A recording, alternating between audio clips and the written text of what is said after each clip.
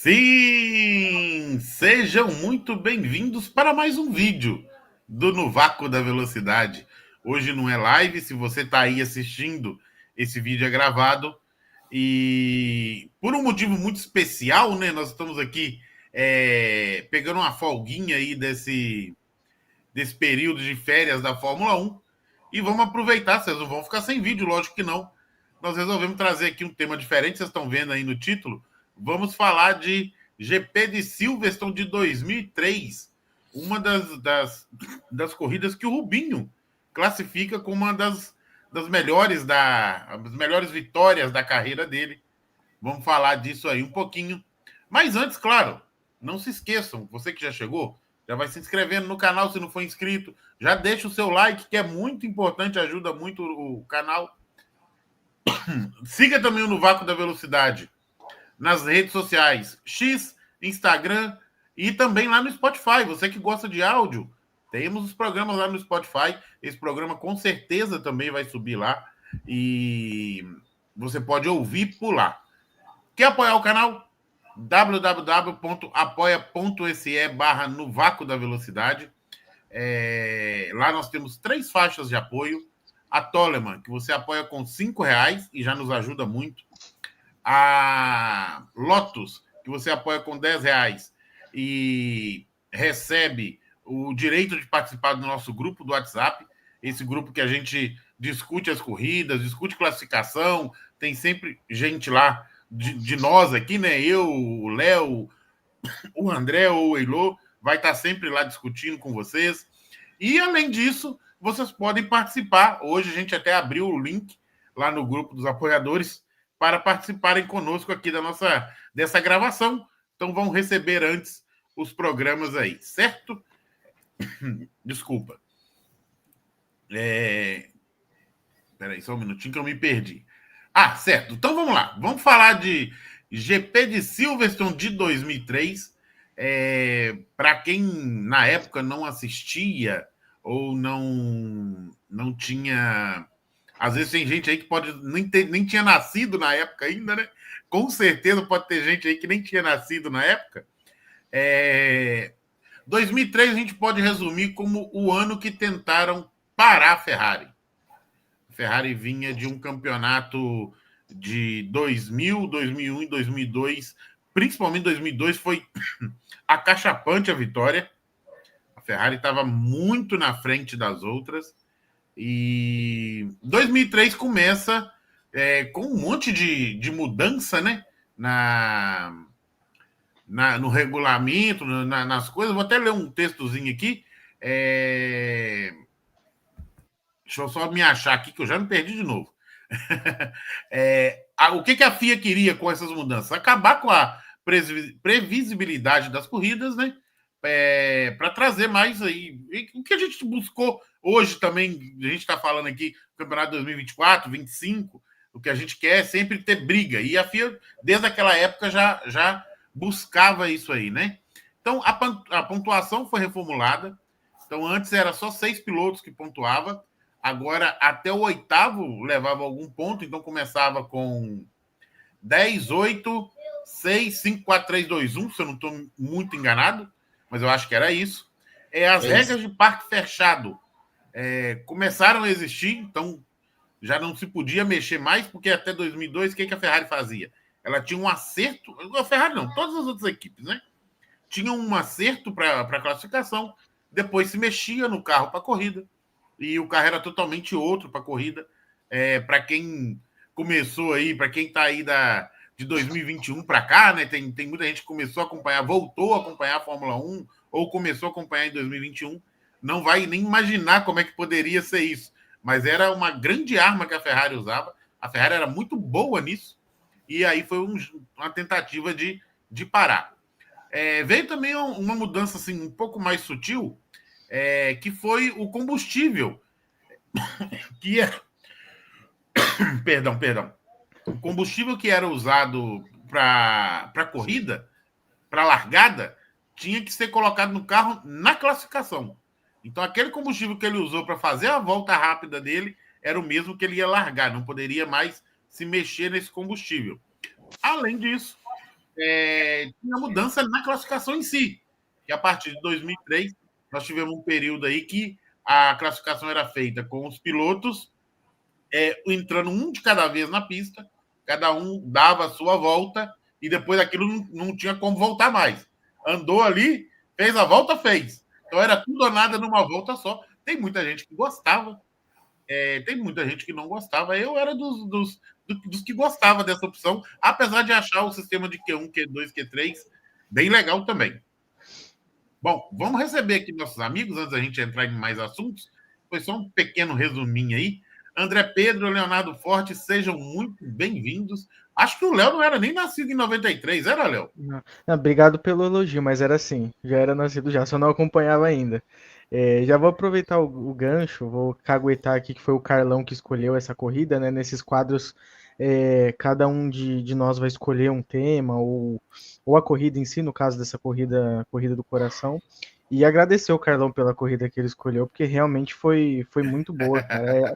Assim, toda a experiência. É difícil eu me apegar no nome de todo mundo que tava ali, tá? Não vou lembrar de tudo aqui pra gente debater.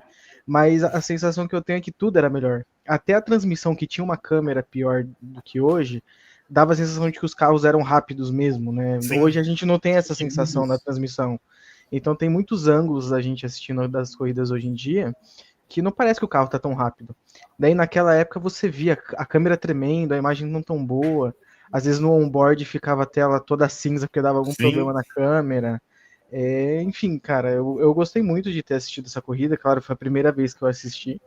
E muitos detalhes legais que a gente pode conversar aqui. Eu senti assim que todos os pilotos brigavam com o carro saindo da curva também, que o carro era muito nervoso, rebelde, digamos assim, né? Hoje os pilotos fazem a 130R, por exemplo, com uma mão, né? Os caras não precisam de brigar tanto com o carro. A questão do barulho do motor, que a gente já sabe. Os pneus que algumas equipes usavam Michelin e outras usavam Bridgestone. E raiado na época, né, Léo? Pneu raiado, e eu até perguntei pro meu pai aqui que assistiu a corrida comigo, se eu não me engano era um pneu para pista seca, né, esse cheio de Sim. ranhura, e o pneu para pista molhada. Então, pelo que eu entendi, também não tinha pneu macio, médio, duro, não tinha nada disso. Pelo que eu entendi, me Não, corrija. tinha, Tinha. não tinha. Primeiro, não tinha obrigação de se usar compostos diferentes, Uhum. e a equipe podia escolher livre, mas assim, se eu não me engano, era macio e duro só, não tinha 3, 4, 5, 10 compostos. Hoje tem Uhum. 6 compostos, né? Não tinha Sim. essa quantidade de composto, não. Mas tinha uma diferençazinha assim. Ah, não, beleza. E aí eu acho que o detalhe que é muito legal também, primeiro algumas equipes que hoje já não estão mais no grid, né? A gente estava conversando aqui, a Jordan, por exemplo, a BAR Honda, Sim, a Jaguar, que hoje é Red Bull, e os carros que, na minha opinião, dá para dizer que quase todos ali eram muito bonitos, né? Porque os carros eram, eu diria que originais, assim, eles tinham uma identidade, né, de cor e etc, que é muito, muito legal. Uma coisa que eu achei bacana é que alguns, pelo que eu entendi também, alguns países não podiam ter o patrocínio ali, propaganda de cigarro, né, que era comum na sim. época. Então o carro da Ferrari, por exemplo, onde era escrito Marlboro, estava branco para essa corrida. Os mecânicos no macacão também, a parte atrás tinha um quadrado assim branco que devia ser uma folha sulfite colada para É, tampar o Marlboro. as McLaren que tinha patrocínio da West, que também é uma marca de Não é cigarro, isso. colocava o nome dos pilotos, né? Então você vai ver a McLaren ali com o nome Kimi e David, né? Acho que é David, David isso. mesmo que está no Culta. Uhum. Então, assim, Tem em tem cima muito. da asa traseira também tem o nome. E na lateral do carro também. Na lateral também tinha. E assim, muito legal a corrida, muito movimentada, os caras chegando para ultrapassar com o vácuo mesmo, então tem muitos, muitos detalhes legais. Depois que você assistir esse vídeo aqui, eu recomendo também, se você tiver vontade, de assistir essa corrida que foi bem, bem bacana. Um outro detalhe importante, Léo, vou colocar na tela aqui para o pessoal ver.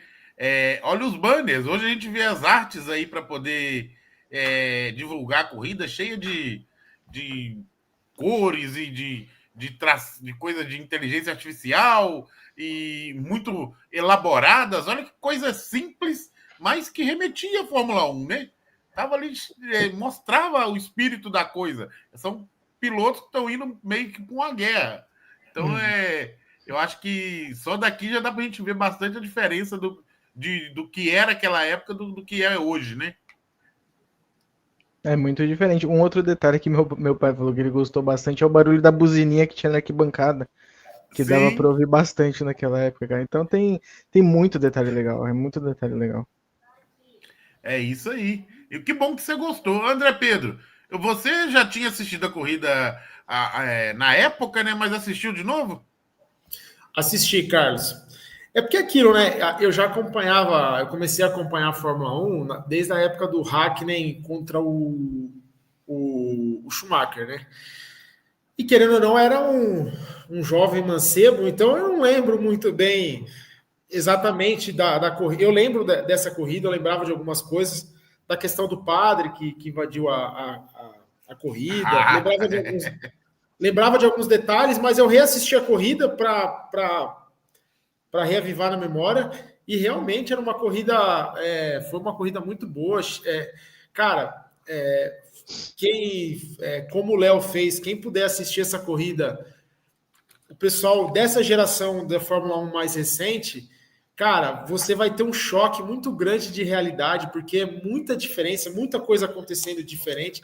Uma coisa que a gente muitas vezes acaba esquecendo, que como a Fórmula 1 daquela época era uma Fórmula 1 de reabastecimento, então era um monte de estratégia diferente acontecendo ao mesmo tempo. Então um cara que ele estava lá atrás no grid era um cara que estava com mais combustível que de repente ele aparecia lá na frente. Então, como hoje as estratégias elas são muito padrõezinhas, né? Na volta 20, quase todo mundo entra. Lá era uma loucura, todo mundo entrando, cada um entrava uma hora, um fazia 3, outro fazia 2. Então era uma guerra, a corrida era muito movimentada nesse particular. Então foi muito legal rever. Que nem o Léo falou, os carros eram muito, muito bonitos, tinham muitos pilotos bons nessa época. Então foi uma grata lembrança reviver esse momento da Fórmula 1. Então, Carlão, parabéns, que foi uma corrida muito bem escolhida, realmente. Aí, você falou do padre aí na tela aí, ó. Aqui, eles estavam ali na reta Camel, né? Depois na reta do hangar, na verdade. Hangar. E os carros aqui estão a 300 km por hora. E esse maluco, e sem contar que ele saiu daqui, ele quase atravessou a pista pro lado de cá. Depois ele volta, o Marshall pega ele, que é no finalzinho da reta aqui. Aqui não tá dando para vocês verem o meu mouse, mas no finalzinho mesmo, onde está esse carro branco aí que me parece ser uma BAR, quase ali onde está essa BAR aí, foi onde os Marshalls conseguiram alcançar ele e tirar ele da pista. E Carlos, revendo essa parte aí, já adiantando, cara, você vê como que. Você vê que tem piloto que o cara tá tão focado na pista que ele vê o cara e dá aquela tirada assim. Não em cima dele, mas você vê que o cara assusta, porque o cara não. Acho que tá tão focado, não percebe que esse louco entra. E é o mesmo cara que o cara estando longe, né? Mesmo estando longe, o piloto dá uma tirada brusca dele, ele parece que tá pertinho. E esse é o mesmo louco que atrapalhou o Vanderlei Cordeiro da Silva na Olimpíada. Né? Exatamente. É o mesmo idiota. É o mesmo cara. É o mesmo cara. E é o mesmo cara que invadiu também a Alemanha 2000 na primeira vitória de Rubinho. Ele dá sorte pro Rubinho, né? É esse cara entrar na pista e o Rubinho ganhar a corrida. Queria colocar mais uma coisa no que o André falou, para o pessoal que começou a acompanhar nessa geração atual, eu me incluo nisso daí também. O que é legal de ver, para ser sincero, também a falta de informação que tinha na transmissão, né? Então, por muitas vezes, por muitos momentos ali assistindo a corrida, por exemplo, eu não sabia em que volta que estava, porque não mostrava isso toda a volta igual mostra hoje. Tinha momentos ali que eu também não sabia quem estava liderando, para ser sincero. Claro que não sabia qual pneu o piloto estava usando. E uma coisa que é muito legal, que aí talvez foi a única coisa que eu senti, que eu falo que eu senti falta, foi os rádios, né? Porque na época eles não mostravam, pelo que eu acompanhei, não tinha. Eles não divulgavam os rádios. Então, acho que cria toda uma mística para ver também como a Fórmula 1 evoluiu nesse sentido, que claro que tem um lado bom dessa evolução. Só que também é legal ver essa parte mais rústica, porque eu fico pensando como o pessoal que assistiu ao vivo, como que vocês se viravam para saber tudo, né? Acho que até o safety car às vezes não mostrava que ia entrar, né, na pista. Sim, Tinha que sim. ver a luz em cima do carro anunciando que ia entrar. Então, esses detalhes são muito legais. E outra coisa é que o contador de diferença dos pilotos contava quando o cara passava na reta. Hoje o GPS, você consegue saber full Curva a time curva. a distância, né? Curva a curva. E lá você sabia a diferença do primeiro para o segundo, do segundo para o terceiro, quando o cara cruzava a linha de chegada. Então é totalmente diferente. Ficava lá o caractere, Rubinho, Raikkonen, Trulli, e aí isso era outra dinâmica. Então é bem diferente mesmo. Menções honrosas ao antigo logo da Fórmula 1, que era muito mais bonito também, né? Muito melhor que Verdade. isso. Muito mais Verdade. Vamos chamar a gente de nostálgico aqui, mas é verdade. bonito. Saudosista, Gente, né? saudosista, nostálgicos, mas não é mentira, não. E você falou o negócio dos pneus, Léo, até para a gente poder começar a entrar nos assuntos da corrida. Um tempo atrás, o Rubinho fez lá no canal dele, o Acelerados, um pequeno um quadro lá onde ele fala de corridas da minha vida. E ele falou da Inglaterra 2003. Uhum. O que acontecia? Geralmente era o Rubinho que testava os pneus para corrida. E aí foi até bom que eu lembrei. Existia diferença de compostos, mas esses compostos eram escolhidos antes da corrida e depois não poderia mudar mais. Então isso escolheu mais macio ou mais duro, mas depois não podia mexer. E o Rubinho foi testar e ele fala que ele já estava cansado de toda vez que ele escolhia o pneu, eles pegavam o pneu que ele escolheu, dava para o Schumacher e o outro dava para ele. Aí o que ele fez nesse dia? Nesse dia ele falou assim, não, andou, e ele viu que o mais macio estava muito bom mesmo. E ele escolheu o mais macio. Só que ele falou, ó, o Schumacher vai gostar mais desse aqui, para eles darem falou que o Schumacher gosta mais do duro, ó, do macio, para eles falarem, então fica com esse você e eu dou o outro pro Schumacher. E ele acabou ficando com o melhor pneu. Entendeu? E isso vai fazer diferença. Vou até colocar na tela aqui pra gente ver. Na classificação, o Rubinho fica muito perto do Trulli ali, um 171 milésimos só, mas do Schumacher é 6 décimos. O que não era, o André vai poder me ajudar, não era comum o Rubinho, nem o Schumacher colocar 6 décimos no Rubinho, nem o Rubinho colocar 6 décimos no Schumacher. E aqui a gente começa a ver que o final de semana estava um pouco diferente do que... Gente, me desculpa. Do que era o normal, né? Então aí você vê aí, ó, pra gente ir reconhecendo os pilotos, para quem é das antigas aí. Então o Rubinho faz a pole com Trulli em segundo, Kimi Raikkonen estreando basicamente na Fórmula 1 em terceiro, Ralf Schumacher em quarto, e aí você vê ali, ó, Ferrari, Renault, McLaren e Williams. 4 equipes diferentes nas 4 primeiras posições. Lembra um pouquinho de 2025, né? E aí depois você tem Ferrari, com o Schumacher em quinto, o Cristiano da Mata, segundo brasileiro do grid aí, em sexto, Juan Pablo Montoya na Williams em sétimo, Fernando Alonso em seu primeiro ano na Renault, estava estreando na Renault. Isso, gente. Vamos fazer as contas aqui. 2003. Nós estamos em 2025 e o nome de Fernando Alonso ainda ele está vermelhinho aí, porque ainda é piloto que está correndo hoje. Nossa Senhora. Não, detalhe que a estreia dele foi em 2001, né, Carlão? É que ele ficou um ano fora depois disso, né? Sim. Só que... Desculpa. Então, e é engraçado, né, Léo? Você parar para pensar que 22 anos atrás o Alonso já era um piloto que corria na Fórmula 1, né? E na época indas e vindas.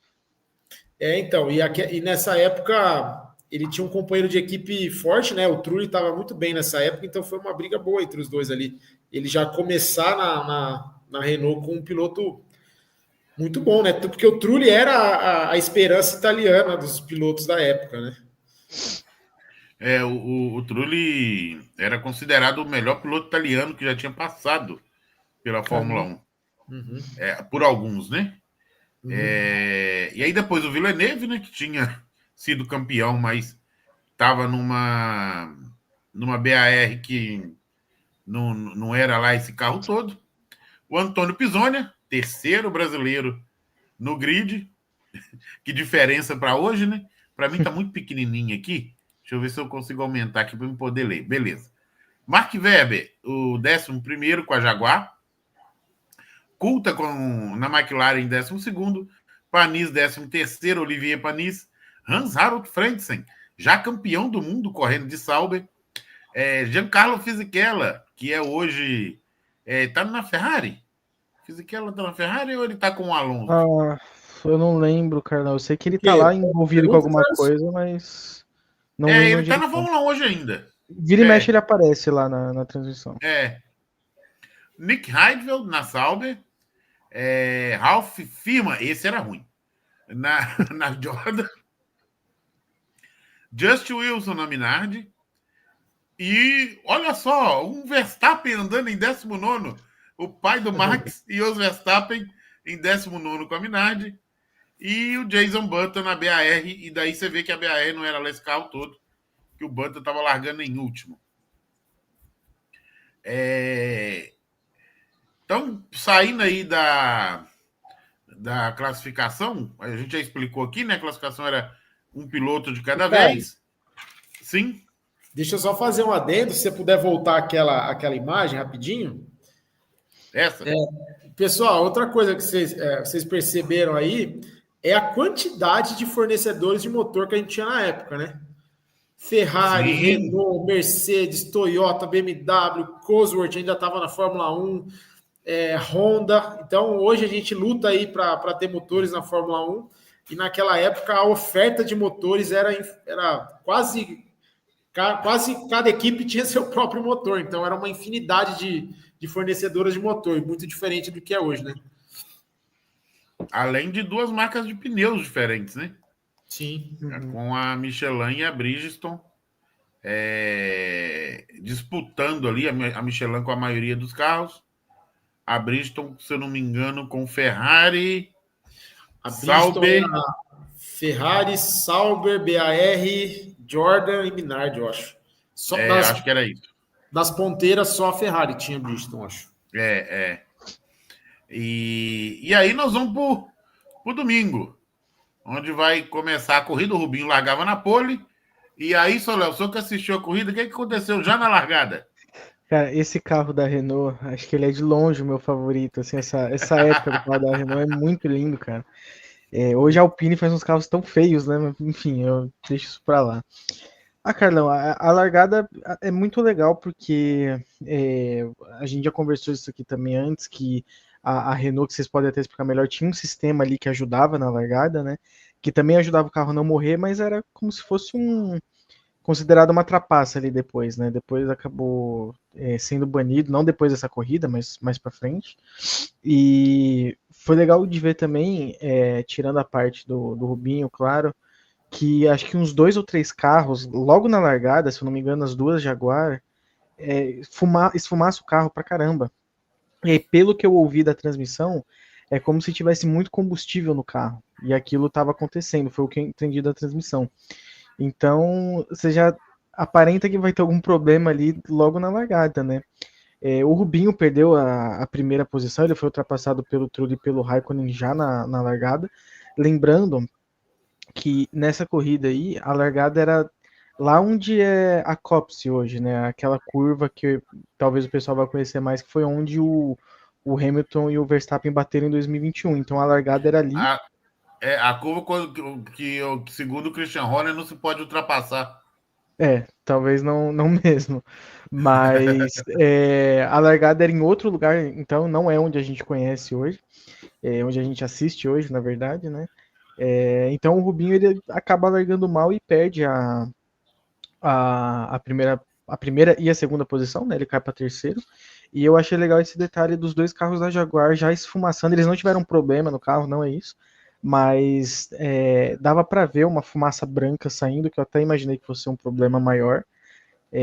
Só que aí eu ouvi o comentarista em inglês falando que devia ser porque eles estavam com muito combustível no carro. Não sei se isso é verdade. Foi o que eu ouvi lá na hora.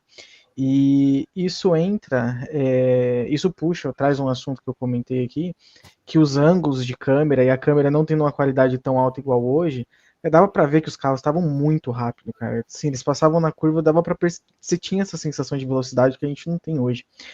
Sem contar as brigas logo na primeira volta, que hoje também a gente não tem muito, porque os carros não tem onde ultrapassar, né? Não tem espaço para ultrapassar, porque o carro é muito grande. Então já é um salseiro na primeira volta, os caras empurrando um para fora, enfim, foi muito, muito legal. E de novo, sem contar o barulho do V10 ali estralando ali na transmissão, que é muito bacana. Estralando. E André, não tinha.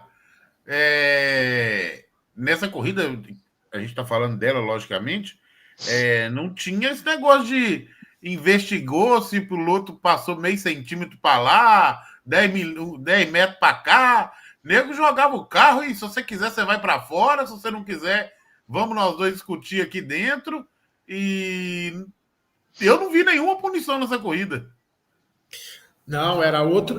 A Fórmula 1 lidava de uma maneira totalmente diferente com as disputas, né? Era um negócio muito mais selvagem, assim. O pessoal colocava de lado, emparelhava, prensava, colocava a roda na terra e fazia parte do jogo. Então era uma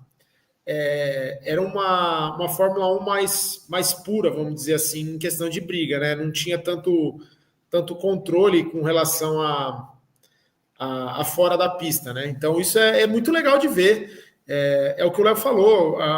Cara, a quantidade de coisa acontecendo no começo da corrida é impressionante, cara. Você vê muitas vezes 3 carros emparelhados brigando ali. Quando o Rubinho ele perde a posição, o Trulli traciona muito melhor que ele. Quando ele joga para tentar abrir para passar o Trulli, o Raikkonen já está ali, ele puxa. Então é um negócio muito legal de ver. E lá atrás também o pau fechando. Então é uma Fórmula 1 que tinha muito mais disputa nessa época. E uma coisa que fica muito claro para quem assistiu essa corrida é a capacidade que os carros tinham de seguir o outro de perto, cara. Os caras e, cara, isso é muito legal de ver, cara. O cara, o carro praticamente desaparecer atrás do carro da frente e tirar quando a câmera pegava de frente, você não via se tinha 2 carros. Via. Então isso é muito legal de ver, cara. Você vê como que os carros tinham essa capacidade de andar perto um do outro assim. Então foi muito legal esse começo de prova mesmo, assim, E o que o Léo falou, né? Na época a gente não lembra de certos detalhes, né? E eu falei, putz, os carros já quebraram logo no começo. E não era. O Frentzen, ele fica bem para trás, ele fica parado lá para trás. E depois a gente vai perceber que era uma coisa de combustível mesmo, não era problema no motor, era ali um problema de mistura e depois o carro continua. Então é uma Fórmula 1 bem mais roots, vamos dizer assim. E boa noite ao Vitor Frutuoso, que está aqui conosco acompanhando a gravação desse episódio. Seja muito bem-vindo. Vitor, obrigado por estar aqui. E aí, já na volta 5, o David Coulthard tem um problema com aquele apoio de pescoço e cabeça ali, que encosto, que fica aqui. Hoje em dia tem até um parafusinho de lado que os pilotos mesmo conseguem soltar ali, né? E ele voa na pista e causa um safety car. Foi um safety car bem rapidinho, porque foi só para tirar ali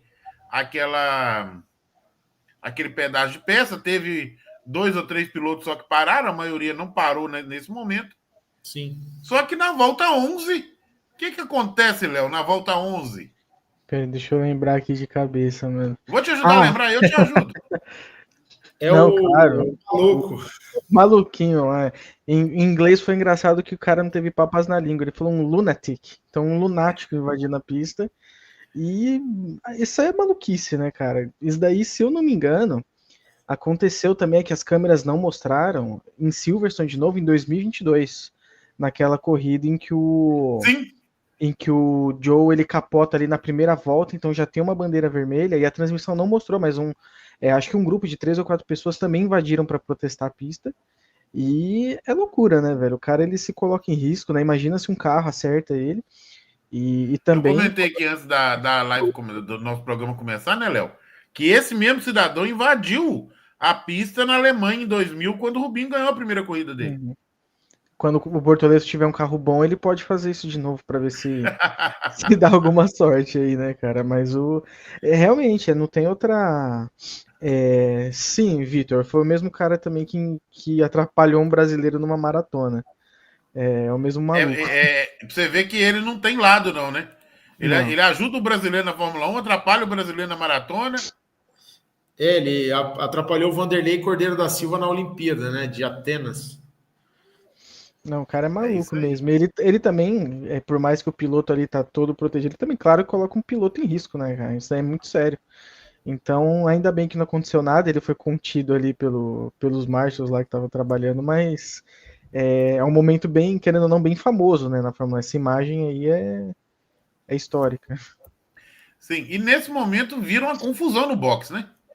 Todo mundo quer parar. E aí acontece uma outra coisa inusitada na Ferrari, que a primeira foi o Rubinho meter 6 décimos no Schumacher no treino, mas é o Rubinho parar primeiro e o Schumacher ficar parado atrás dele esperando a Ferrari terminar a troca, que é uma outra coisa totalmente diferente de hoje.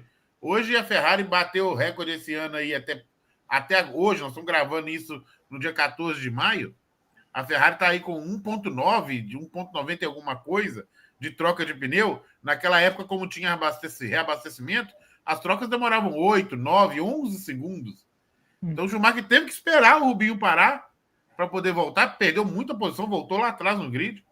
O Rubinho também não voltou muito na frente nada, voltou acho que em 7º ou 8º depois dessa parada. E para a gente que estava assistindo ao vivo, né, André? Achou assim, acabou pro Rubinho. Não, então, é o que a gente estava comentando no começo, essa questão das estratégias de pneu, de box, tudo podia mudar, né? Então, para quem estava assistindo na época, falou, já era. E ainda mais, por exemplo, se a pessoa, sei lá, não sabe o que aconteceu nessa corrida e assistir, ela também poderia ter essa percepção, quem acompanha a Fórmula 1 de hoje, falar, infelizmente, para ele já deu. E tanto o Schumacher ele cai para 14º colocado, ele é muito prejudicado nessa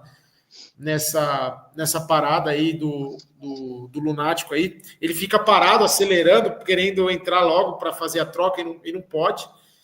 E aí parece que Você a já corrida... imaginou, André?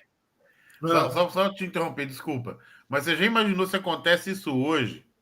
E vou dar um exemplo. Pior que não tem muito exemplo de Schumacher e Rubinho, né? Porque na Red Bull a discrepância é muito maior do que entre os dois. Na Ferrari talvez seja muito mais perto do que entre os dois. Na McLaren também talvez seja muito mais perto entre os dois. Mas vamos colocar que se o Hamilton para e o Leclerc fica ali 8 segundos atrás dele, esperando para voltar, o que isso ia dar na segunda-feira de programa, de gente criticando a Ferrari, de briga, porque que o Leclerc não é segundo piloto, ou que o Leclerc é segundo piloto? Ia dar muito chabu. Então, era uma Fórmula 1 totalmente diferente da de hoje, né? E essa parada, ela bagunçou completamente a corrida, né? O Carlos, eu não sei se a gente já pode entrar nessa parte. Essa parada, como a gente teve o primeiro safety car, o pessoal da Toyota tinha parado, né? Então, tanto o Panis quanto o Cristiano da Mata, eles param no primeiro safety car do Coulter. Então, carro esse lindo, maravilhoso. E quando acontece esse safety car do Padre, eles tinham acabado de parar, então eles não pararam, eles continuaram na pista. Então o Cristiano da Mata assume a liderança da prova após essa parada de safety car, com o Panis em segundo. Então, as Toyotas assumem a liderança. E uma coisa que... Com o Kimi Raikkonen em terceiro. Kimi Raikkonen em terceiro. E uma coisa que também mostra um pouco da diferença da Fórmula 1 de hoje, sei lá, talvez a Toyota hoje, mal comparando, seja uma, sei lá, uma Alpine de hoje, uma Haas de hoje, uma Williams de hoje. E você imaginar que, sei lá, acontece alguma coisa e a Alpine assume a liderança da prova ou a Williams assume a liderança da prova com a McLaren atrás, você fala, vai ser ultrapassado com facilidade. E na época, também eu assisti com a narração brasileira, eu consegui achar um vídeo bem legal com a narração do Galvão, com a cobertura da Globo, e você vê durante a transmissão o pessoal meio que falando, pô, não vai dar, porque o Raikkonen passa o Panis. E aí, uma coisa que eu até anotei para falar aqui, para mim não esquecer,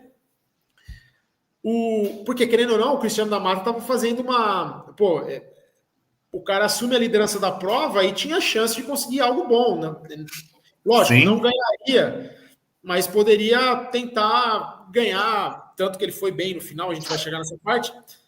Mas o Galvão destaca uma coisa, porque quando o Raikkonen passa o Panis e começa a se aproximar do Cristiano da Mata, ele fica muito próximo do Cristiano da Mata, né? Fica 3, 4 décimos. E o Galvão fala, pô, Cristiano, você está fazendo um excelente trabalho e tal. Eu acho que ele deveria deixar passar e pegar o vácuo do Raikkonen para aproveitar o vácuo do Raikkonen. Então, porque na visão do Galvão, a ultrapassagem era inevitável. Porém, o Cristiano da Mata, depois desse comentário do Galvão, ele fica mais 12 voltas, 10 voltas ainda em primeiro, e em certos momentos ele abre a distância para o Raikkonen. Sim. Então, foi bem legal de ver como que o Cristiano da Mata, por ser um piloto novato, com carro, um piloto novo, né? E com um carro que não era dos melhores do grid, estava fazendo um papel excelente, conseguindo liderar a corrida por aquele momento e não deixar que o Raikkonen chegasse perto dele. Então, isso foi bem legal de ver a corrida que o Cristiano da Mata estava fazendo até ali. E talvez tenha ajudado muito a vitória do Rubinho sem querer, né? Com certeza. Porque quando o Raikkonen passa e vai embora. Vai embora. Porque o Cristiano da Mata ele entra no box, né? E aí Sim. O Raikkonen some. E para destacar, né, Léo? O Rubinho volta dessa parada lá atrás, mas volta igual um leão, né? Sim, Carlão. Com certeza. Dava para ver que ele... Não vou dar uma de clichê que, nossa, ele sabia que ia ganhar aquele dia. Não é isso, mas dava para ver que ele tava... realmente num dia inspirado, cara. Ele volta voando, ele volta muito, muito rápido. Depois da segunda parada, ainda a gente vai chegar lá, eu acho que isso se intensifica ainda mais. E até aproveitando o comentário do André, que o Cristiano ficou muito tempo na liderança, claro que o motor na época, o carro em si, com certeza fazia diferença, senão todos os carros seriam iguais, né? E não é o caso. Sim. Mas dá para ver que naquela época, para ultrapassar, tinha que ser no braço mesmo, né? Não tinha nenhuma assistência do tipo, né? Não tinha o botão de ultrapassagem que tem hoje, eu acho, né? Qualquer coisa vocês me corrigem, por favor. Claramente não tinha DRS. Não tinha, então, tipo assim, o cara tinha que ultrapassar no braço, velho. Então ele tinha que tirar volta após volta. Aquilo que eu comentei também, a sensação que dá é que os caras tinham que brigar com o carro a cada curva também, porque o carro era muito mais nervoso. E então também isso coloca méritos nessa defesa do Cristiano, mas também mostra a ultrapassagem, a dificuldade que era para ultrapassar antes, né? Hoje a gente sabe das dificuldades que tem por conta da turbulência, mas a gente já sabe também, dependendo da distância com o DRS, não tem nem disputa, né? Não tem o que fazer. Então, mas pode falar, Carlos. Desculpa, só rapidinho. É uma coisa que o Bruno Aleixo fala muito lá no Café com Velocidade, que eu concordo muito com ele. Às vezes a não ultrapassagem é tão bonita quanto a ultrapassagem. O piloto da frente se defendendo, às vezes é tão bonito quanto o piloto de trás ultrapassando. O Cristiano da Mata se defende, apesar do Raikkonen nunca ter tentado esboçar, de botar de lado, alguma coisa assim. Mas o Cristiano da Mata se defende de um jeito de não dar chance para ele fazer isso. Uhum. E foi muito bacana você ver os dois. Claro, tá, gente? Isso aqui é torcedor assistindo corrida. Mas parecia que os dois estavam no limite o tempo inteiro. O tempo inteiro com o pé no fundo. Não tem esse negócio de vou segurar o ritmo porque meu pneu vai acabar. Não. É pau na máquina acelerando o tempo todo. O Carlos, isso fica bem claro quando o Rubinho ele chega no Trulli. Porque você vê que o Rubinho, que você falou, ele tá num dia que ele tá louco, desvairado, e ele chega no Trulli para ultrapassar. E aí o Galvão Bueno, na narração brasileira, solta aquele jargão clássico do Trulli. O Trulli é difícil de passar, ele tem a traseira larga e tal. E você vê diversas vezes o Rubinho vem embutido no Trulli, os dois ficam lado a lado. Então você vê que os carros tinham capacidade de se aproximar, de disputar, mas aí a disputa ia para os caras disputarem no braço. Então, o Trulli, na época, era um piloto que estava num nível muito bom e o Rubinho também era um piloto, a gente não precisa nem falar, é um piloto muito bom. Então, você vê que o Rubinho precisa de recurso para passar o Trulli. Não é diferente da Fórmula 1 de hoje, que ou o cara não consegue chegar por causa dos problemas que a Fórmula 1 de hoje tem, de ar sujo e o escambau, ou chega com o DRS e passa de uma vez. Então você vê que o cara ele tem que disputar. Então você vê que até o Rubinho passar o Trulli, ele fica, ele tenta, ele coloca, ele vai e fica lado a lado e você fala, pô, passou, e não passou. Então você vê que é bem legal a disputa dos caras disputando ali a posição. E outro detalhe também, inevitavelmente a gente acaba comparando com a Fórmula 1 de hoje, é como o cara que está se defendendo e tanto o cara que está atacando, o pneu não limita esse tipo de briga, entendeu? Sim. Hoje, se o cara faz o que o Rubinho fez com o Trulli e não passa, que nem o Rubinho demorou para passar, o Rubinho ia despencar, porque o pneu dele ia acabar, simplesmente ia derreter. Então você vê como que era legal.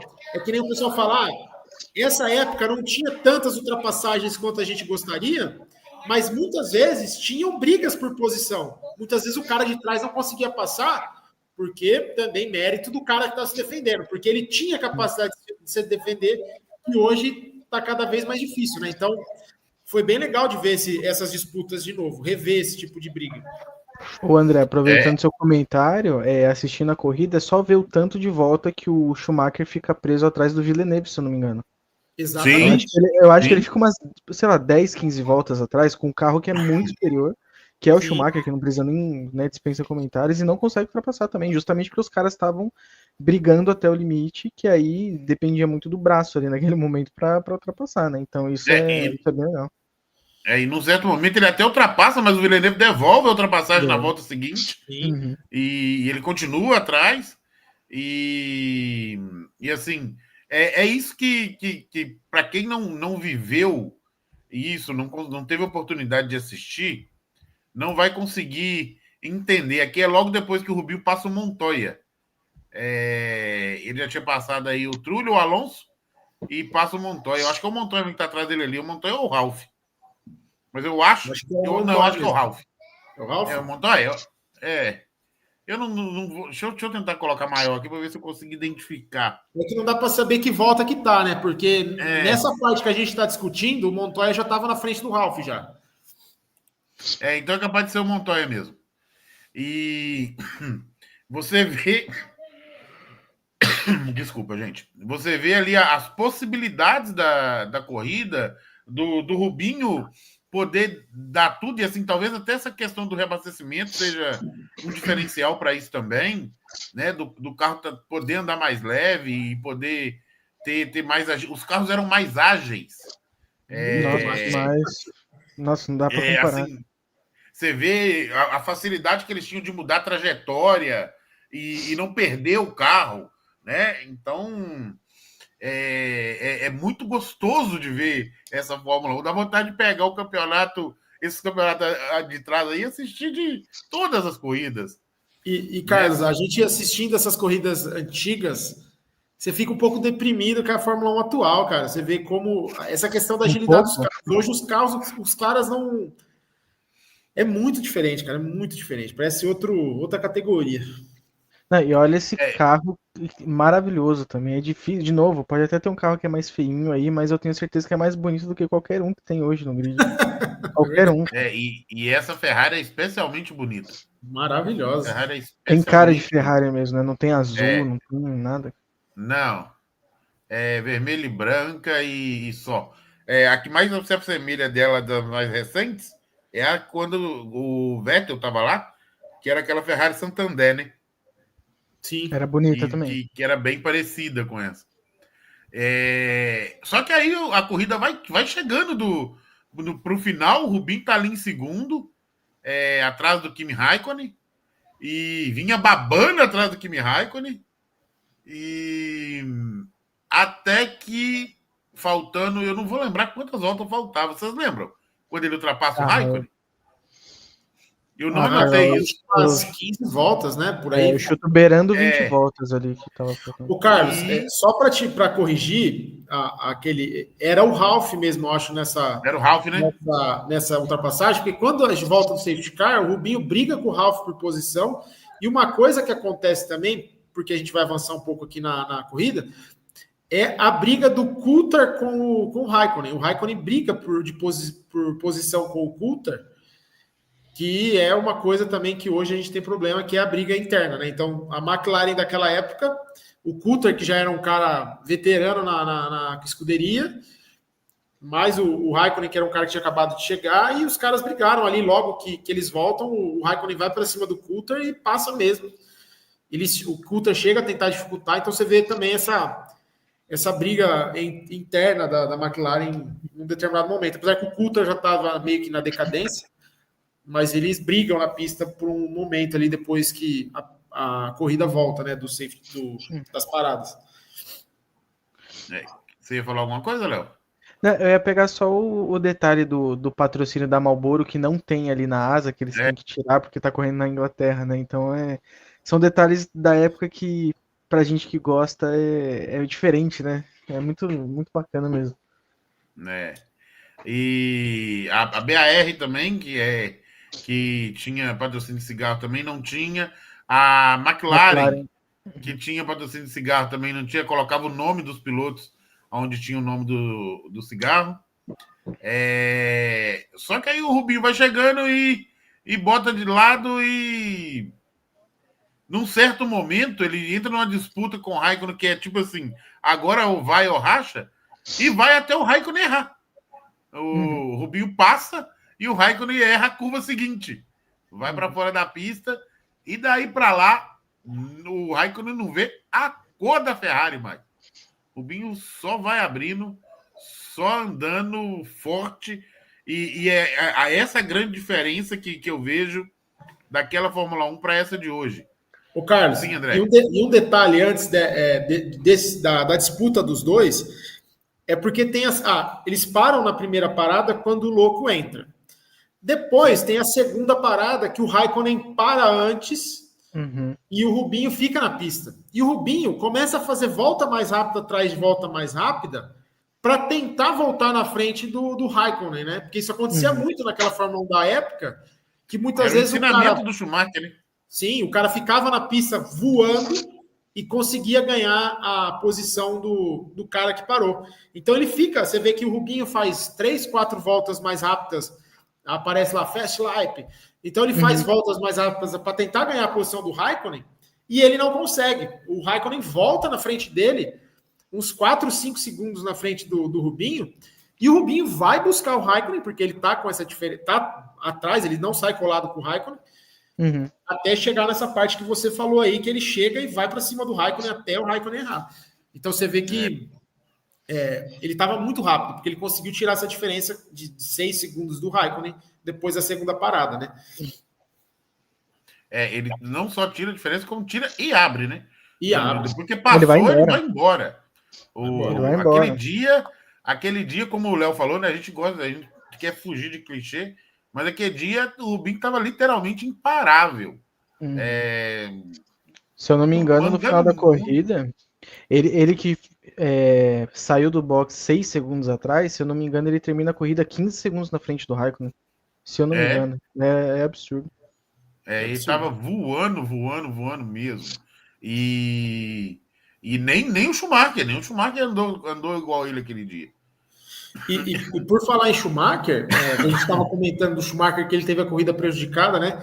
Porque nessa época, como explicando, né, tudo esse pacote que o Carlos explicou na introdução do programa, que foi o pacote anti-Ferrari, que é a pontuação, a distância do primeiro e do segundo e assim por diante, diminuir para poder. Porque o Schumacher ele ganhava com muita diferença, né?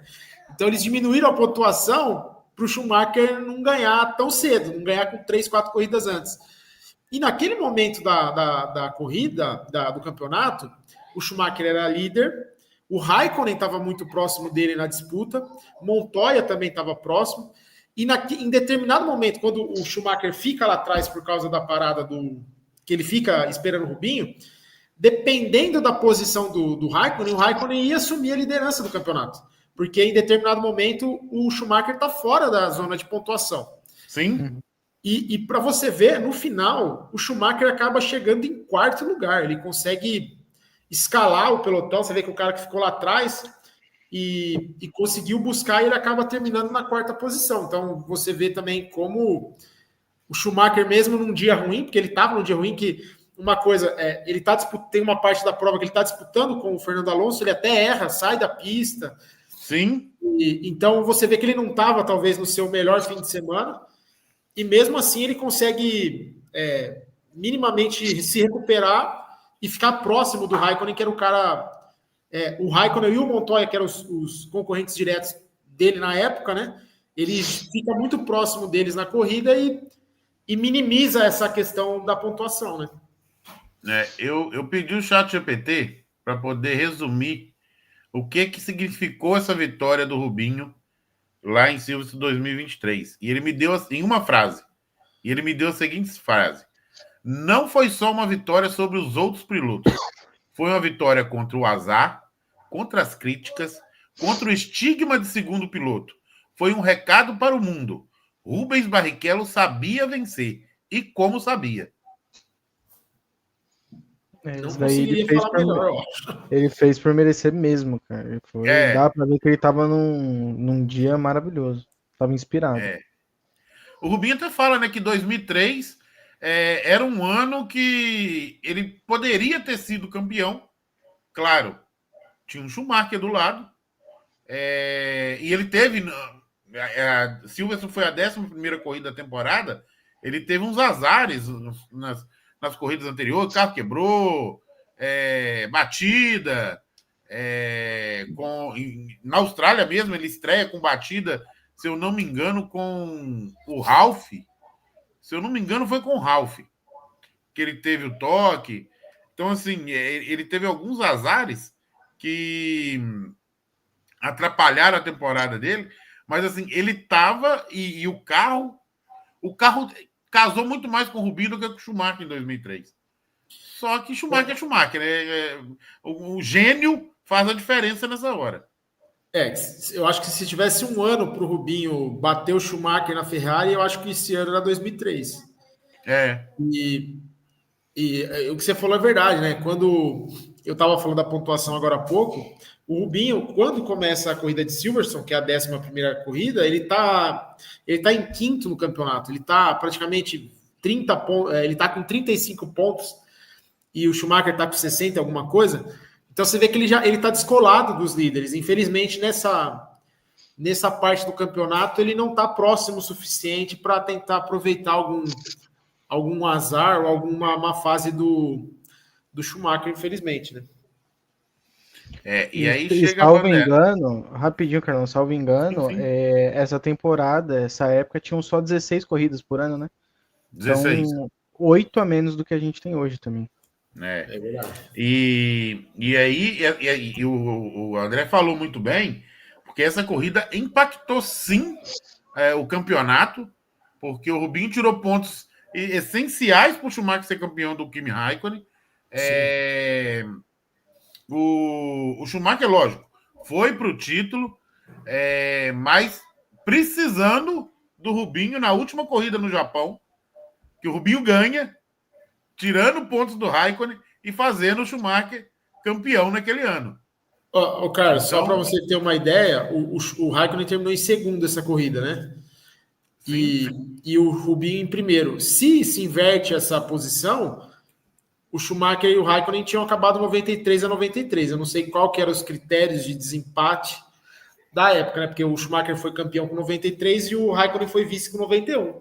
Então, esse ano, o Rubinho, ele foi fundamental para o Schumacher ser campeão, porque o Rubinho, ele quebrou uns galhos grandes pro Schumacher esse ano, senão o Schumacher teria perdido para o Raikkonen esse ano, esse campeonato. E uma outra coisa que chama atenção, olhando essa foto do Rubinho, eu não sei se vocês vão concordar comigo, mas é uma alegria genuína. Não é igual hoje você vê os pilotos subirem ao pódio e... os caras estão felizes. Mas sabe a última vez que eu vi um piloto subir com uma alegria que eu consigo ver no Rubinho aqui? Foi o dia que o Gasly ganhou a corrida. Nossa. Faz tempo, hein? Lá em Monza. Que você sente que o cara realmente está feliz. Que o cara sente a importância daquilo que ele fez. Que você vê... Hamilton com 105 vitórias, Max Verstappen ganhando 11, 12 corridas por ano, 19 corridas por ano. Esses caras já não comemoram mais. É um negócio protocolar para os caras, né? E olha a cara do Rubinho nessa foto, cara. Não, e essa foi a 6ª vitória do Rubinho na Fórmula 1, né? Acho que é a quinta. Quinta? Acho que é a quinta. Eu acho que eu Será? tenho até anotado aqui, quer ver? Peraí. Eu vi que era 6ª, mas enfim, quinta ou 6ª. E você vê que o Rubinho era um cara assim, né? Por mais que ele corria com a Ferrari, eu acho que ele tinha um pouco de consciência do cara que ele enfrentava, né? Que era o próprio companheiro de equipe. Uma Fórmula 1 que tinha pilotos muito bons, então ele era um cara que desfrutava a vitória, né? Ele era um cara muito, que nem você falou, emotivo. O Rubinho, o Fábio Campos brinca, né? Que se o Rubinho ganhar um par ou ímpar, ele chora. Se ele ganhar ele um par chora, Você vê que ele fica emocionado quando começa a tocar o hino, ele faz a sambadinha clássica dele. Isso eu achava um barato, cara.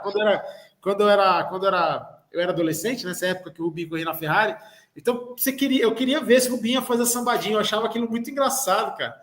E então o Rubinho era um cara que desfrutava esses momentos como ninguém, talvez. Ele é um cara que genuinamente ficava feliz e emocionado quando vencia.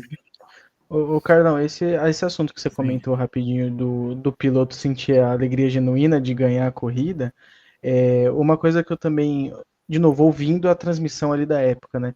Que o Villeneuve, por exemplo, ele deu uma cutucada assim no Button chegando na BAR, falando que o Button não era ninguém e que tinha que se provar para poder ganhar o respeito dele, né? Que é uma coisa que a gente não vê hoje em dia, porque os pilotos são muito amiguinhos, né? Então eu vejo alguns cortes daquela época de que os pilotos não faziam questão de ser amigo um do outro, né? Os caras, assim, de certa forma, se odiavam e se matavam na pista, né? Então tem essa diferença também, de que hoje todo mundo posta foto no Instagram junto, jogando aquele pedal lá, que eu sei lá o que é isso. E na época não tinha essa, entre aspas, essa falsidade, digamos assim, né? Essa camaradagem. Então acho que era tudo um pouco mais puro mesmo, mais raiz.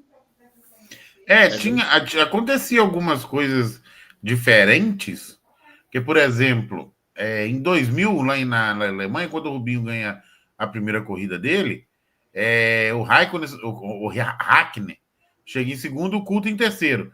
E no pódio, os dois pegam ele e colocam ele no ombro, sentam eles no ombro aqui. Uhum. Mas o Rubinho era um camarada muito querido.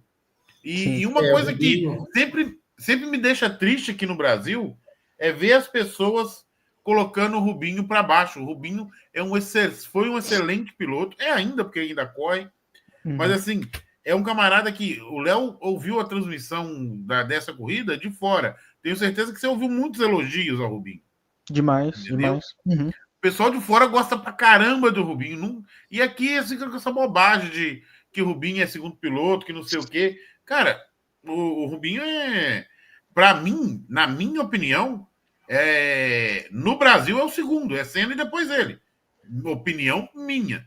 Você tem todo o direito de ter outra opinião. Mas para mim é Senna e depois Rubinho. Você fala, levando em consideração na história. Piquet, Fittipaldi, tudo? Sim. Em pilotagem, Senna e depois Rubinho. Entendeu? Eu acho que o Rubinho, para mim, é um dos caras que teve mais azar na história. O Rubinho teve vitórias na mão no Brasil, que o carro deu pane seca por erro da Ferrari. Rubinho, coitado, o carro dele quebrava só na hora que não podia. Uma corrida no Brasil, Brown GP, ele ia ganhar no Brasil, na Brown GP, o Hamilton dá um toquinho nele, fura o pneu dele. Ele é um pouco azarado. Esses tipos de coisa que só aconteciam com ele. Então, mas corridas como o Silverstone 2003, eu acho que provam o piloto que o Rubinho era. Assim, lógico, eu acompanhei a Fórmula 1, que nem eu disse, eu comecei a acompanhar mais assim, constantemente na época Schumacher-Hakkinen, então foi 98, 99, que eu lembro do acidente do Schumacher, o Irvine disputando com o Hakkinen e tal. Então, cara, de todos esses pilotos que eu acompanhei daquela época até agora, e lógico, para trás eu não posso dar certeza, o Carlos pode até me ajudar nessa parte. Eu acho que dos pilotos que não são campeões mundiais, o Rubinho com certeza é um dos melhores. É um cara que você fala... Sem a mínima dúvida. Entendeu? É um cara que tinha pedigree para ser campeão e não foi por... Lógico, por problema dele também, mas muitas vezes por questão de um detalhinho aqui ou ali que outros caras tiveram a sorte na carreira de... Um exemplo que a gente pode dar, a gente pode ter um cara que se sagre campeão esse ano, que é o Piastri, né? Ele pode ser o campeão, pode não ser, mas ele pode ser o campeão. E o Piastri, ele teve... Tudo que o Rubinho teve de azar na carreira, o Piastri pode ter de sorte, porque ele poderia ser hoje um piloto da Alpine e tá lá com o Gasly em 12º, e ele deu a sorte ali de ter esse imbróglio com a Alpine, a McLaren... O Ricardo não dá certo na McLaren, e a McLaren chutar o Ricardo e achar o Piastri pegar. Então, isso aí é questão de sorte. Isso aí não é uma coisa que não estava na mão do Piastri, você concorda? Então, o Rubinho aconteceu tudo isso que aconteceu com o Piastri aqui em questão de sorte, aconteceu com o Rubinho em questão de azar. Porque se você for pegar a história do Rubinho, tem comentários. Pô, ele teve chance de ser piloto da McLaren na época áurea. Teve chance de ir para a Williams em outra época, que a Williams era boa e nunca dava certo. E aí, quando ele vai para a Ferrari, ele vai numa Ferrari que tem um cara que nem o Schumacher. Então, isso acaba um pouco... o pessoal acaba pegando no pé do Rubinho pelo fato dele não ter sido campeão. Mas eu concordo com o Carlos que ele foi um piloto excelente e dos não campeões, eu acho que dificilmente a gente vai achar alguém melhor que ele. O Rubinho, outro dia eu também vi ele contar uma história sobre a Brown, que é o seguinte, ele vinha com a Honda 2 anos anteriores, né, que a Honda que acaba virando a Brown, né? Sim. E o problema que era do freio, nos 2 anos anteriores ele tinha testado o freio que o Button começa a temporada usando. E esse freio não dava certo no carro da Honda. Quando chegou no 3º ano que virou Brown, ele falou, eu não vou nem testar. Esse freio não dá certo, eu não vou usar. E o Button usou. E casou com o carro. Aí ele tirava calota, punha calota, testava com calota, sem calota, e nada funcionava. No dia que ele falou assim, então pega aquele freio lá e bota no carro. Pronto, resolveu o problema do carro. Entendeu? Só mais uma questão de azar, né? Só que aí a Red Bull já tinha chegado, o Button não estava morto, lógico que não estava. Já tinha não dava mais para ele buscar. Não dava mais para ele buscar. Então, assim... eu acho que... Bem dentro disso que você está falando. Assim, quando o cara realmente não nasce para ser campeão, velho, não tem o que fazer, né? Nesse caso, não que ele não mereça, mas... Enfim. O que me deixa triste, Léo, é só o tipo de crítica que é feito, entendeu? O desmerecimento que muitos têm com a carreira do Rubinho pelo fato dele não ter sido campeão, né? Então... E o Rubinho, cara, eu acho que uma coisa que atrapalhou ele, e o Carlão acho que pode falar melhor do que a gente, que foi o fato... Porque o Rubinho, quando ele surge isso eu ouvi em programas, muita gente falando. Quando ele surge lá na Jordan em 94, ele era um cara talentoso, que todo mundo falava, esse cara vai ser um dos melhores. E ele acaba tendo que carregar nas costas um legado que não era, que ele naturalmente ia pegar esse bastão alguns anos ali na frente, né? Então, quando a gente perde o Ayrton Senna abruptamente em 94, o Rubinho acaba tendo que assumir esse vácuo que ficou no Brasil. E sabe o que é estranho, André? Em 94 você tinha Christian Fittipaldi no grid, que, além de ser brasileiro, carregava o nome Fittipaldi. Um sobrenome pesadíssimo, né? Pesadíssimo para a história do Brasil em esporte, em automobilismo, né? E mesmo assim o peso maior caiu nas costas do Rubinho. Do Rubinho. Entendeu? Por questão do talento, porque eu acho que muita gente fala que o pessoal via no Rubinho, porque é inegável, o Rubinho é um puta piloto talentoso. E então isso acabou sobrando para ele por ele ser esse piloto talentoso, né? E infelizmente isso eu acho que também acabou influenciando negativamente a carreira do Rubinho, infelizmente. É a questão do azar, né? O Rubinho sempre fala, né? Eu já vi ele falar muito que ele dá conselho para os filhos dele. Filho, se você está pilotando, segurando o volante com muita força, tá errado. Você não está seguro. E se você for ver as imagens, as poucas imagens que tem on-board, porque naquela época não tinha F1 TV, que você podia assistir pelo on-board, o Rubinho está sempre com a mão tocando o carro assim, por mais rápido que esteja, a mão dele, você vê que a mão dele tá leve, tá solta no volante. Ele não tá ali firmando com tensão. É um camarada que é um talento inegável para pilotar, entendeu? E aproveitando o ensejo, o Dudu Barrichello fez no final de semana aqui que a gente tá gravando, hoje é dia 14 de maio. Na WEC, né? O Dudu Barrichello fez uma corridaça na WEC, lá na GT3, e acho que tá seguindo os passos aí, então, do pai dele. E o Fefo, na F4 também, o Fernando, tá dando trabalho lá. Teve uma corrida, acho que tem uns 15 dias atrás, na Áustria. Na última volta, ele sai de sexto para quarto, faz uma ultrapassagem dupla. Na última volta. Então, assim, Claro, a gente não pode cometer o erro. Se amanhã ou depois um desses dois pinta na Fórmula 1, a gente não pode, como torcedor, cometer o erro que cometemos com o pai dele, né? Jogar toda a responsabilidade nas costas. Mas que talento eles têm, isso é indiscutível. Pode não ser tão talentoso quanto o pai, mas tem bastante talento todos os dois. É mesmo. Bom, gente, dessa corrida de 2003, vocês querem falar mais alguma coisa de Silverstone? Querem falar da transmissão? Eu acho que é importante. Nessa parte que eu ia entrar. Tanto questão de transmissão FIA, né? Daqui na época era a FOM, que gerava as imagens, e minto. Na época que gerava a imagem era uma TV local. Era então, quando vinha para o Brasil, por exemplo, era a Globo que gerava, e lá na Inglaterra, se eu não me engano, era até Sky Sport já. Ou CNN que gerava. Vocês querem falar? Vamos discutir transmissão um pouquinho? Então, Carlão, entrando nessa parte, é até legal você falar que eu ia tocar nesse assunto, porque na época a geração era feita pela TV local. Então, a TV do país que cobria esporte, que era responsável de captar as imagens. E quando acontece a entrada do padre e acontece todo aquele imbróglio, porque aí vira um caos o box, porque começa a entrar todo mundo e sair e tal.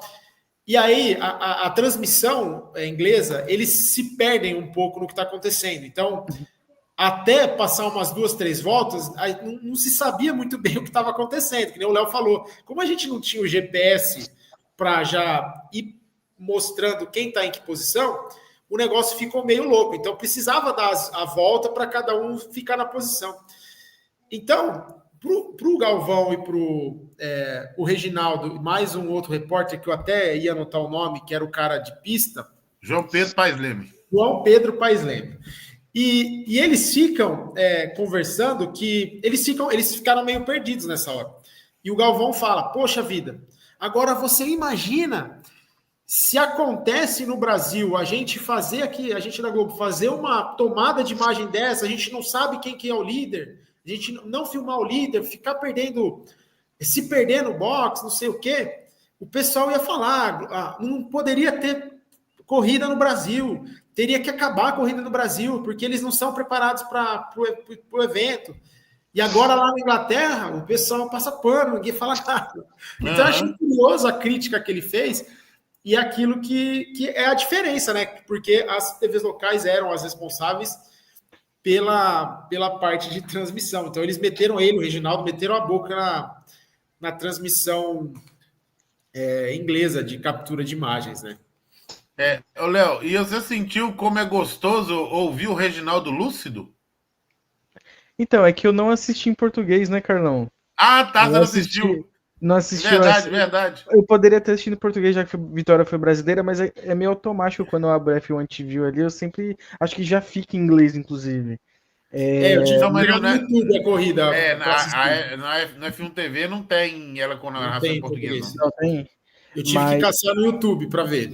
Pegando esse gancho de transmissão, eu acho que tinham pequenos comerciais da transmissão local, né? Então, às vezes, durante a corrida, acho que tinham uns cortes de passar um comercial, sei lá, às vezes de 20, 30 segundos, e aí voltava para a corrida. Na F1 TV não mostra o comercial, mas fica um longo hiato, assim, da narração e de comentários, fica tudo mudo, e aí do nada o cara fala, tipo, estamos de volta no GP de Silverstone. Então de novo, tem muitos detalhes que são legais, cara.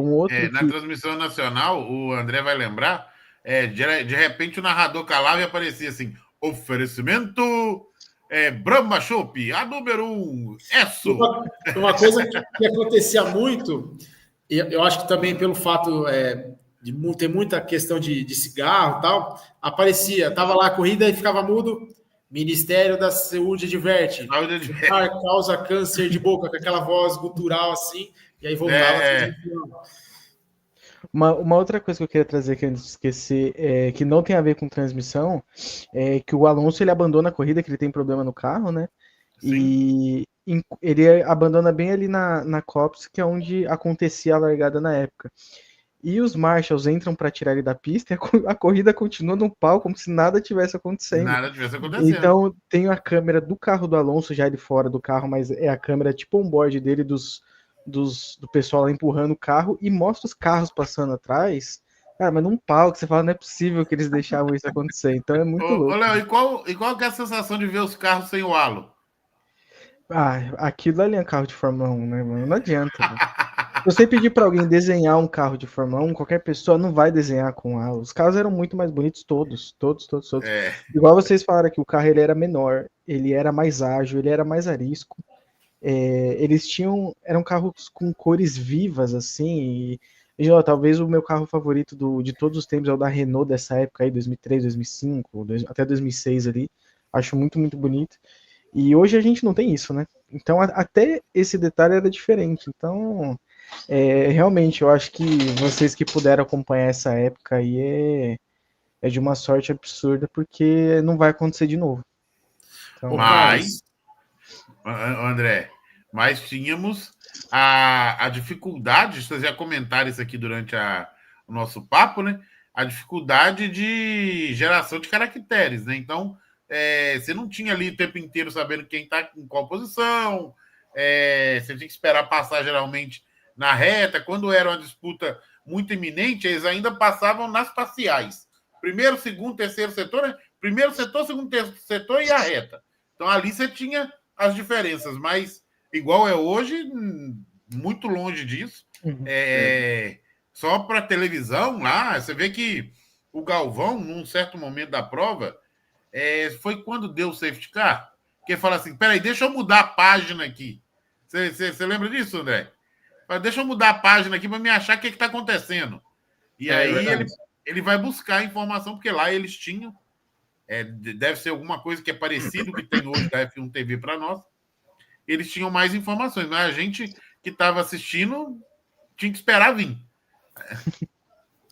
E falando da transmissão ainda e do Alonso, que o Léo comentou, chega um momento da prova, que é aquela parte que a gente comentou, que o Alonso, ele e o Schumacher, eles ficam lá atrás, estacionados, e não conseguem muito evoluir na corrida, e querendo ou não, o Trulli estava aí no meio do bolo da frente ali. E o Galvão, ele dá uma gastada no Alonso, cara. Ele pega o Alonso para a pista e fala: porque muita gente acha que Fórmula 1 é só talento. O Alonso aí, ó, todo mundo falou que é talentoso, não sei o quê. Ele fala um monte do Alonso. O Alonso ainda não era campeão, não viria a ser campeão, mas ele dá a entender que, pô, o Alonso não é tudo isso, não. Tem gente aí babando o ovo do Alonso, que o Alonso é talentoso, mas tá tomando taca do Trulli, né? E depois ele acabou queimando a língua, porque o Alonso se tornou tudo que ele se tornou, né? Mas depois ele passou a chamar o Alonso de Dom Fernando Alonso das Astúrias. Então, naquela época ele fez uma crítica bem forte do Alonso. Mas ele fazia isso com o Schumacher também, quando o Schumacher estreou. O Schumacher errava e ele gastava o Schumacher.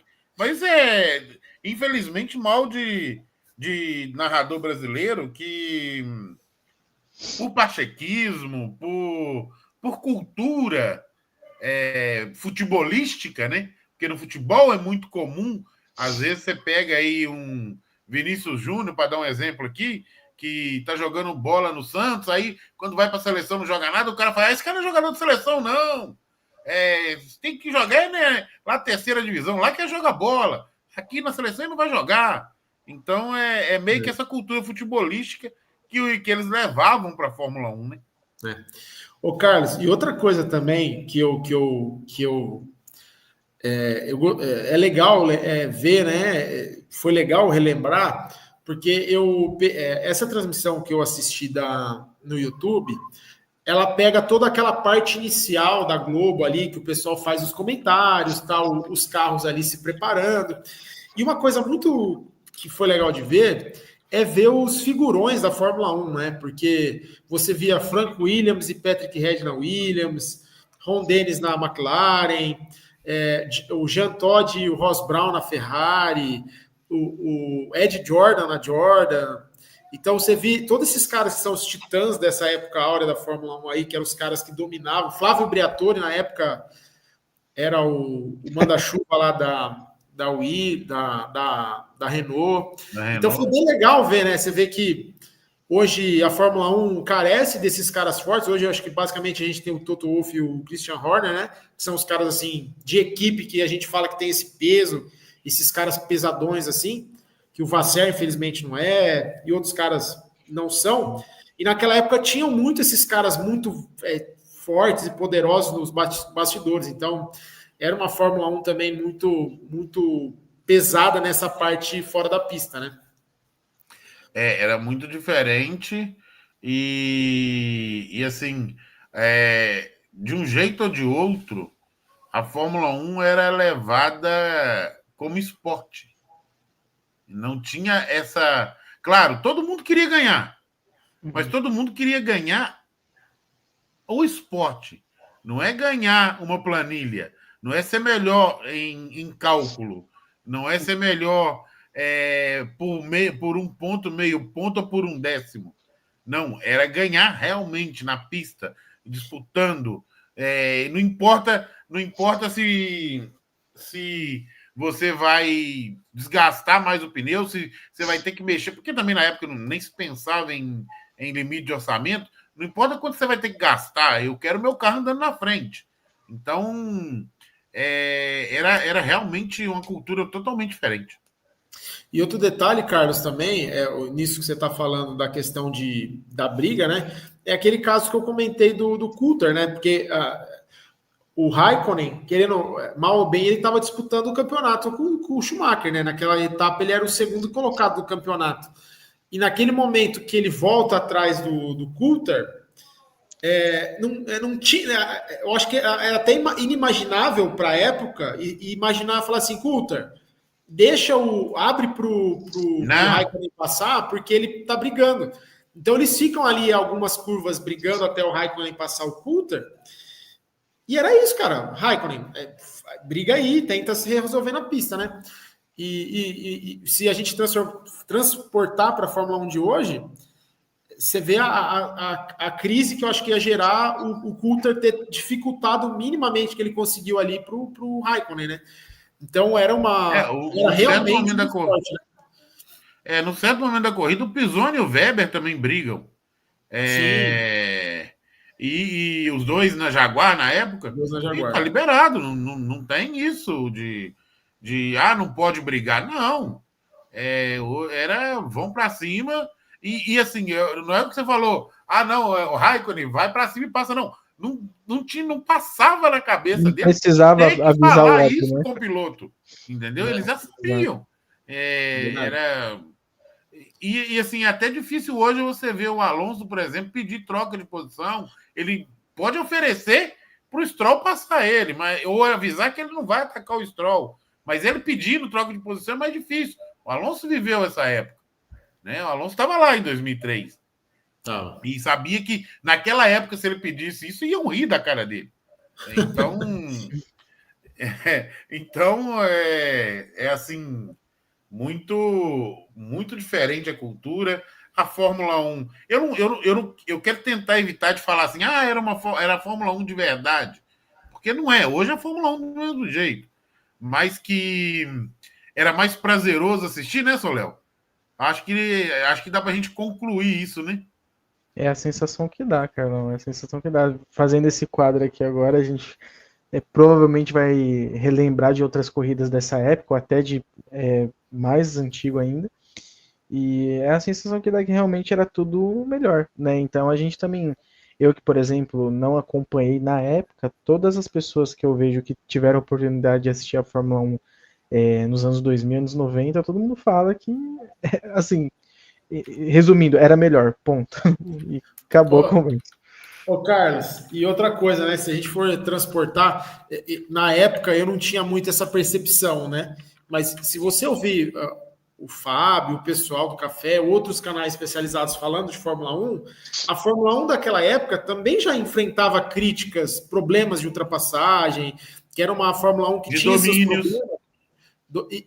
E você imaginar que se a pessoa hoje ela fala, putz, cara, como que piorou, né? A gente já reclamava daquela época e como que o negócio conseguiu ir ladeira abaixo, pior, muito pior do que é naquela época, né? Então eu acho que isso para mim é nítido de como a Fórmula 1 de hoje ela é pior em relação àquela Fórmula 1 de 2003 que tinha os seus inúmeros problemas, mas eu acho que ainda hoje ela era superior à de hoje em relação ao que é o ser uma corrida de carros, né? De 16 provas em 2003, nós tivemos 7 vencedores diferentes. 7 vencedores. Para você ter uma noção de quanto era disputado. E 2003 faz parte de uma época que se chama hoje de domínio da Ferrari. Para você ter uma noção.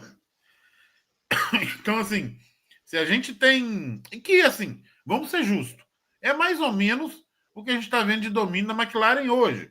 Que a McLaren domina, mas tem gente ali perto, tem gente incomodando. O Verstappen vai lá e ganha uma corrida. Eu tenho certeza que esse ano ainda vai ter outras equipes ganhando, mas que, assim, é inimaginável imaginar uma Fórmula 1 tão disputada de disputa de corrida, não de campeonato, mas de corrida, dos pilotos na pista buscando a vitória, é muito difícil ver hoje. Talvez o que nós tivemos mais perto disso aí tenha sido lá em Miami, na última corrida, que foi aquelas 20 primeiras voltas ali, com os 3 disputando a liderança, né? Sim. Eu não lembro de outra oportunidade, não? Vocês lembram? Não. Pois é. E em 2003 a gente viu isso muitas vezes acontecer, até porque você tinha...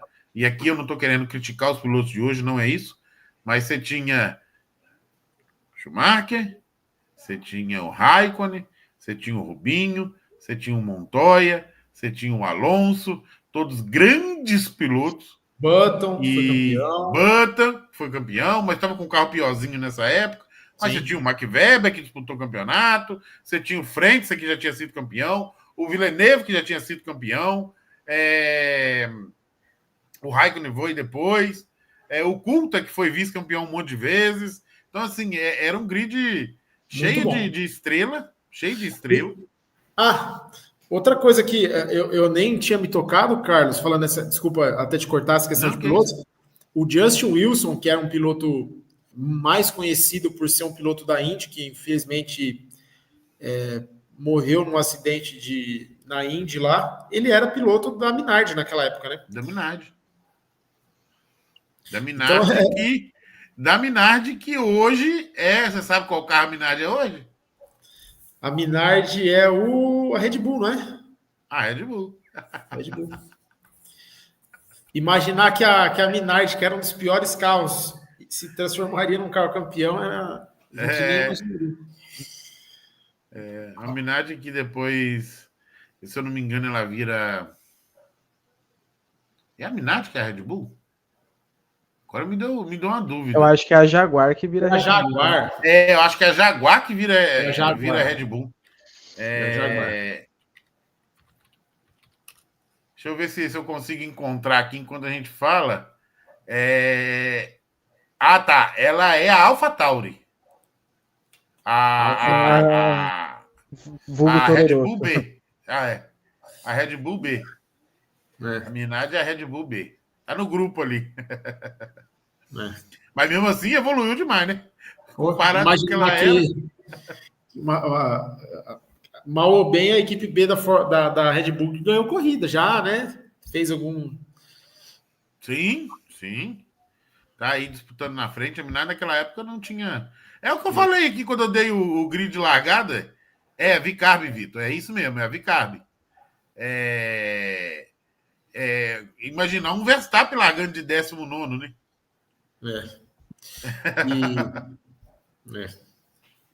Que é o pai dele, que estava lá, que depois foi ser companheiro Não, que já tinha sido companheiro do Schumacher na Benetton, né? Na Benetton. E